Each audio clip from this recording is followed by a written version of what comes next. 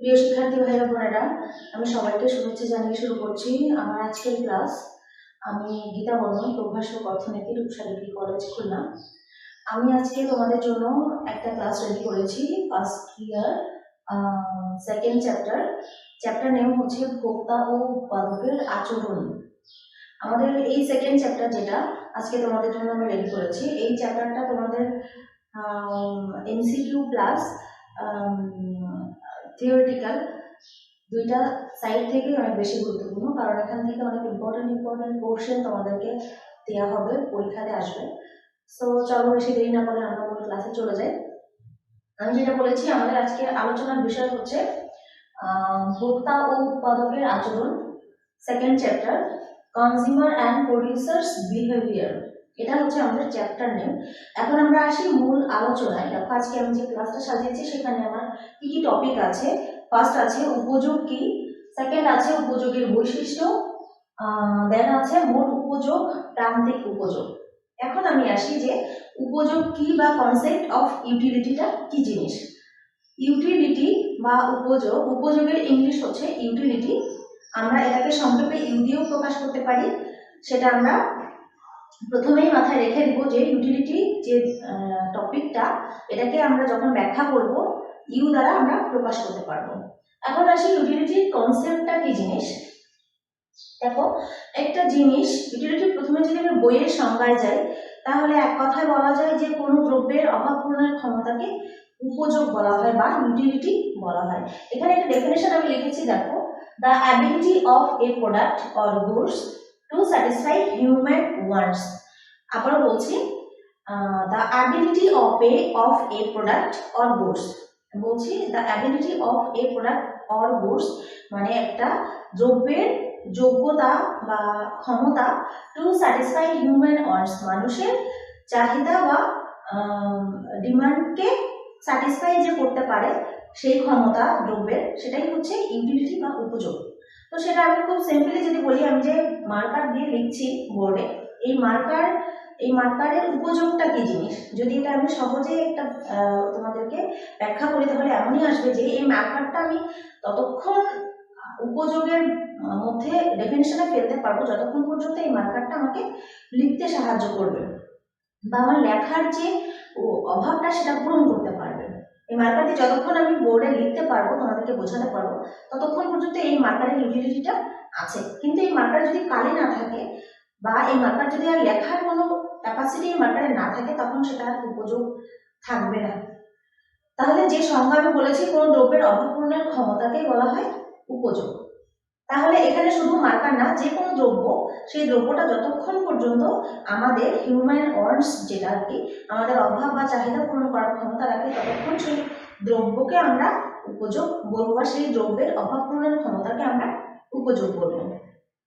এখানে দেখো, যদি আমাদের চারপাশে যত ধরনের প্রোডাক্ট আছে বা দ্রব্য আছে, গুডস যেটাকে আমরা বলবো, আমরা অর্থনীতিতে প্রোডাক্ট যেগুলো সেগুলোকে আমরা গুডস বলেও জানি, GOODS।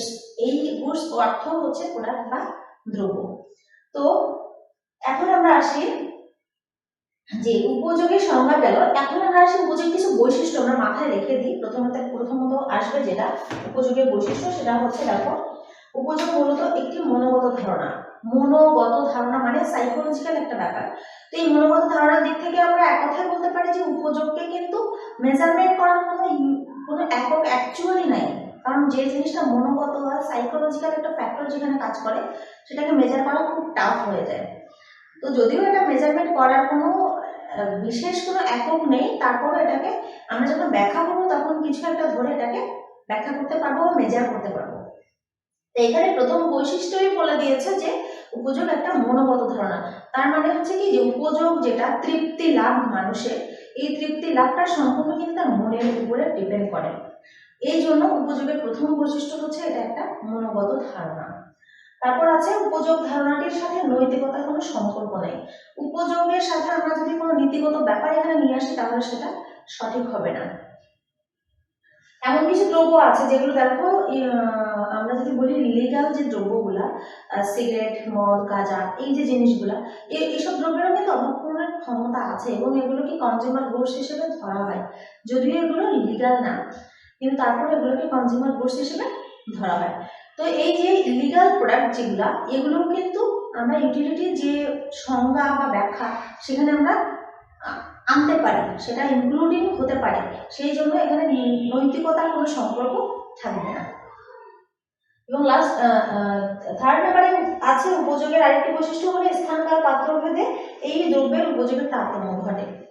এই জিনিসটা এরকমই হবে যে একটা দ্রব্যের উপযোগ এখন আছে একটা একক, যেটা আমি ধরি যদি উপযোগের পরিমাণ একটা এলাকায় যদি কোনো দ্রব্যের উপযোগের পরিমাণ বেশি হয়, অন্য এলাকায় কিন্তু সেটা বেশি নাও হতে পারে, বা একটা সিজনে একটা দ্রব্যের উপযোগের পরিমাণ বেশি আর একটা সিজনে কিন্তু উপযোগের পরিমাণটা সেম নাও হতে পারে। যেমন ধরি আমি এখন শীতের সময় যেটা মৌসুম, এই শীতের মৌসুমে কিন্তু ঠান্ডা যে দ্রব্যগুলো, ঠান্ডা খাবার জিনিস যদি আমি বলি, আইসক্রিম, কোল্ড ড্রিঙ্কস, এই জিনিসগুলোর চাহিদা কিন্তু অনেক কম। যখন চাহিদা কম হবে তখন কিন্তু ওটার উপযোগও থাকবে না বা কম হবে। যেমন ধরি গরমের সময় সবাই আমরা একটু ঠান্ডাটাকে ডিজার্ভগুলো বেশি খেতে পছন্দ করি, কিন্তু শীতের সময় অলরেডি ঠান্ডায় সবাই জড়সড়, তো সেখানে আমরা ঠান্ডা জিনিস কেন খাবো বা কেন ব্যবহার করবো?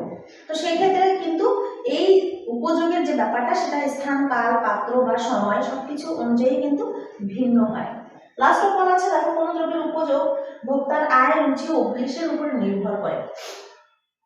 যেমন ধরো একজন রিক্সা চালক, সে যদি এমন একটা চাহিদা করলো যে সে যদিও সবার ক্ষেত্রে সকল অভাব পূরণ করা হয়তো সম্ভব যদি সে চেষ্টা করে, তারপর কিছু জিনিস আমরা ধরে নিতে পারি যে রিক্সা চালায়, যে দিন আনে দিন খায়, তার পক্ষে কিন্তু বিলাসবহুল কোনো জীবনযাপন করা বা একটা ঘরে একটা এসি লাগানো, যদি আমি ধরি সব থেকে একটু দামি, যে এসি সে ঘরে লাগাতে চায়, তাহলে কিন্তু তার পক্ষে সেটা সম্ভব না, যেহেতু সে একটা ডেইলি লেবার বা দিন আনে দিন খায়, দিন মজুর যাকে বলি।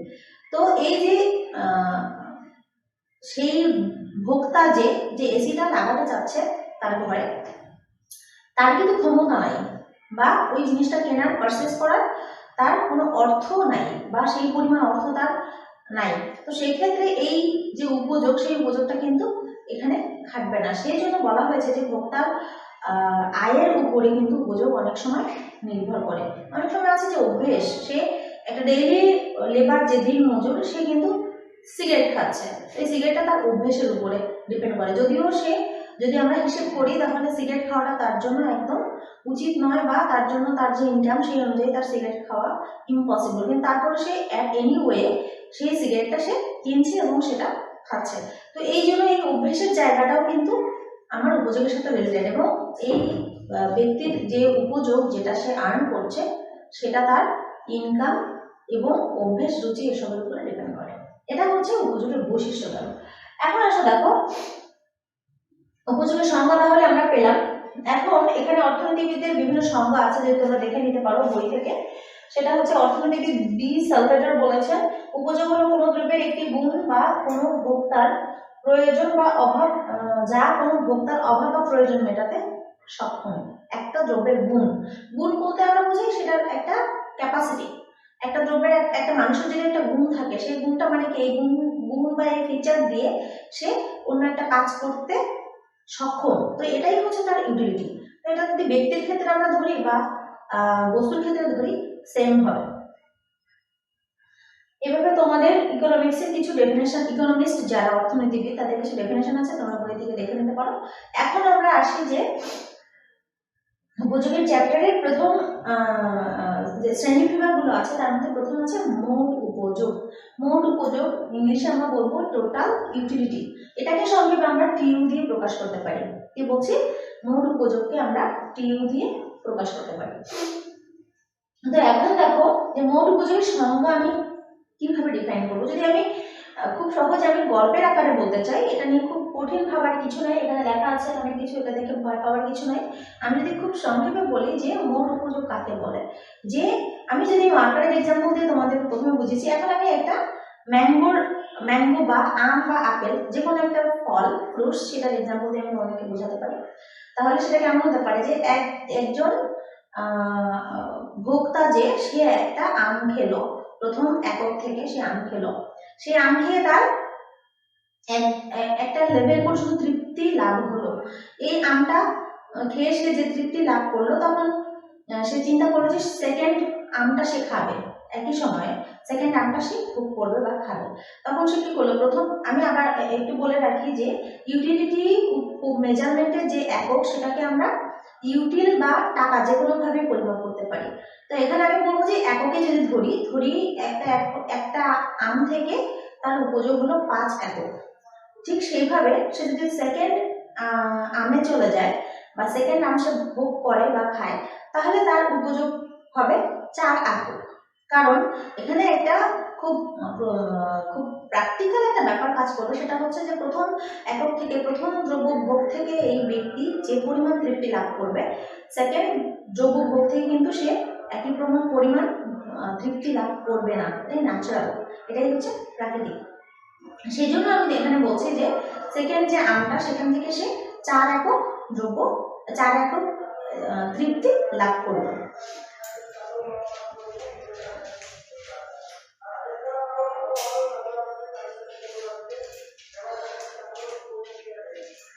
তো যেটা বলছিলাম যে সেকেন্ড একক থেকে সে 4 একক তৃপ্তি লাভ করলো সেকেন্ড আমটা থেকে। এভাবে যদি থার্ড আম যেটা বা ম্যাঙ্গো সেইটা ভোগ করলে সে আরো 3 একক তৃপ্তি লাভ করলো। কারণ আমি বলে এসেছি যে প্রত্যেকটা একক অতিরিক্ত একক ভোগ করার সাথে সাথে তার তৃপ্তি লেভেলটা কিন্তু কমে যাবে। সেক্ষেত্রে এখানে কি বললাম যে এখানে আমার লেখা আছে, দেখো যে প্রথম আম থেকে সে কি করলো 5 একক তৃপ্তি লাভ করলো, এটাকে ইউটিলও বলা যেতে পারে। আবার যদি আমি বলি যে সে প্রথম আমটা 5 টাকা দিয়ে খেলো, দুটো দিয়ে আমি বোঝাতে পারি। সেকেন্ড আমটা সে 4 টাকা দিয়ে খেলো বা 4 একক উপযোগ লাভ করলো বা তৃপ্তি লাভ করলো, এবং তৃতীয় যে আম সেখান থেকে সে 3 একক তৃপ্তি লাভ করলো। এখন প্রশ্ন হচ্ছে যে টোটাল ইউটিলিটিটা কি? এই যে 3টা আম থেকে তার প্রথমটা থেকে 5, সেকেন্ডটা থেকে 4 এবং থার্ডটা থেকে 3, এই 3টার সমষ্টিকেই আমরা বলবো টোটাল ইউটিলিটি। এখন দেখো এখানে বইয়ের ভাষায় যদি আছে আমি বলি যে কোন দ্রব্যের বিভিন্ন একক থেকে প্রাপ্ত উপযোগের সমষ্টিকে মোট উপযোগ বলে। কোন দ্রব্যের বিভিন্ন একক থেকে প্রাপ্ত উপযোগের সমষ্টি, তার মানে সে এখানে মোট উপযোগ বলতে কিন্তু আর একটা দ্রব্য ভোগ করে যদি স্টপ করে দেয় তাহলে মোট উপযোগ হবে না। মোট উপযোগ হতে হলে আমাকে বা একজন কনজিউমারকে একটার পর একটা দ্রব্য ভোগে যেতে হবে, তারপর মোট উপযোগটা সৃষ্টি হবে। যদি কেউ একটা আম খেয়ে বসে থাকে বা আর না খায় তাহলে ওটাই তার টোটাল, ওটাই তার মার্জিনাল, ওটাই তার সব। কিন্তু যদি আমি মোট উপযোগ ব্যাখ্যা করতে যাই তাহলে আমাকে অবশ্যই সেকেন্ড বা থার্ড অপশনে যেতে হবে। এটা গেল মোট উপযোগের সংজ্ঞা। এখন আসো যে আরেকটা ইয়ে আছে, এখানে লাস্ট টপিক আমার আছে প্রান্তিক উপযোগ। আমি কিন্তু আজকে তোমাদের শুধু সংজ্ঞা এবং ছোট ছোট করে কিছু এক্সাম্পল দিয়ে তোমাদেরকে ব্যাখ্যা বলছি। প্রান্তিক উপযোগ কাকে বলে? মোট উপযোগ আমার চলে গেল, এবার আসো প্রান্তিক উপযোগ। প্রান্তিক জিনিসটাই হচ্ছে এমন একটা জিনিস যেটা অতিরিক্ত এক এককের সাথে রিলেটেড, যেটা অলরেডি আমি তোমাদেরকে মোট উপযোগের ক্ষেত্রে বলেছি। সেটা হচ্ছে প্রান্তিক উপযোগ যদি অতিরিক্ত এককের সাথে রিলেটেড হয়ে থাকে তাহলে ওটা কেমন হয়, যে অতিরিক্ত এক একক ভোগের ফলে যে অতিরিক্ত তৃপ্তি লাভ করা হয় সেটাই হচ্ছে প্রান্তিক উপযোগ। যদি আমি এখানে বইয়ের ভাষায় সংজ্ঞা বলি তাহলে কেমন হয়, কোন দ্রব্যের এক একক পরিবর্তনের ফলে মোট উপযোগে যে পরিবর্তন হয়, কোন দ্রব্যের এক একক পরিবর্তনের ফলে মোট উপযোগের যে পরিবর্তন হয়। এখন আমি এখানে আসি, দেখো এখানে আমার 3টা আম থেকে মোট উপযোগ ছিল 12 একক। এখন আমি দেখি তৃতীয় আম পর্যন্ত আমার 12 একক ছিল মোট উপযোগ। এখন আমি চতুর্থ আমে চলে যাব, বা একজন ভোক্তা সে কি করবে, চতুর্থ আমটা ভোগ করবে। যখন চতুর্থ আম ভোগ করবে তখন এখানে আমার যেহেতু বলাই আছে যে অতিরিক্ত যখন ভোগ করবে তখন তৃপ্তি লাভের পরিমাণ কমে যাবে, তাহলে চতুর্থ আমে এখানে আমি কি দিতে পারি, 2 দিতে পারি, 2 একক দিতে পারি। তাহলে মোট উপযোগের পরিমাণ কত বৃদ্ধি পাবে? এখানে ছিল 12 আর এখানে যদি আমি আরো 2 যোগ করি তাহলে হবে কত, 14। এখানে হবে কত, 12 যোগ 2 সমান হবে 14 একক। এখানে দেখো লেখা আছে চতুর্থ একক থেকে আমার উপযোগের পরিমাণ হলো বা ভোক্তার উপযোগের পরিমাণ হলো 2 একক। যখন 2 একক হবে তখন মোট উপযোগের সাথে আমি ওই 2 একক যোগ করব, যোগ করলে কত হবে, 14 একক। মোট উপযোগ হচ্ছে কি অতিরিক্ত এককের সাথে বাড়ছে, আগে ছিল 14, আরেকটা আম ভোগের ফলে উপযোগের পরিমাণ হলো 14 একক। তাহলে এখন আমার প্রান্তিক উপযোগটা কি? প্রান্তিক উপযোগটা হচ্ছে ওই যে 14 একক প্লাস ভোগের যে একক যেটা তৃপ্তি লাভের পরিমাণ, সেই 14 থেকে আমি আগের টোটাল যে উপযোগ ছিল সেই উপযোগের পরিবর্তনটাকে বিয়োগ করব, যেটা আমার সংজ্ঞায় বলেছে যে কোনো দ্রব্যের এক একক পরিবর্তনের ফলে মোট উপযোগের যে পরিবর্তন ঘটে। মোট উপযোগ ছিল আগে 12, এখন মোট উপযোগ হলো 14। তাহলে এই 12 এবং 14 এই দুটোর ডিফারেন্স কত? 2। 14 থেকে যদি আমি 12 বিয়োগ করি তাহলে আমার প্রান্তিক উপযোগের পরিমাণ হবে 2 একক। তো এটাকে আমি দেখো একটা ইকুয়েশনের মাধ্যমে বইয়ে লেখা আছে যে প্রান্তিক উপযোগ সমান সমান মোট উপযোগের পরিবর্তন ডিভাইডেড বাই ভোগের পরিমাণের পরিবর্তন। তো এই যে মোট উপযোগের পরিবর্তন সেখানে আমি কি দিব? 14। মোট উপযোগের পরিমাণ আমি দিব 14।